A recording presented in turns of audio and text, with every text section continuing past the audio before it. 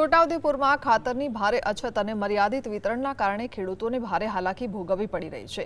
પોતાના ગામોમાં ખાતર ન મળતા ભાડું ખર્ચીને છોટાઉદેપુર શહેર આવતા ખેડૂતોને વહેલી સવારથી લાઈનોમાં ઊભા રહ્યા બાદ પણ આધાર કાર્ડ દીઠ માત્ર બે જ થેલી ખાતર આપવામાં આવી રહ્યું છે। કલાકો સુધી ભૂખ્યા તરસ્યા લાઈનમાં ઊભા રહેવા છતાં પૂરતો જથ્થો ન મળતા ખેડૂતોમાં ભારે રોષ જોવા મળી રહ્યો છે।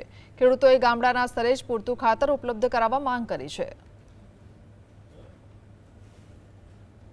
સવારથી કોઈ નક્કી નહીં, બપોર ચડી જાય 1 વાગે 2 વાગે આખો દિવસ બી ખોટી થાય એટલે અમારે ફૂલ જરૂર છે ખાતરની।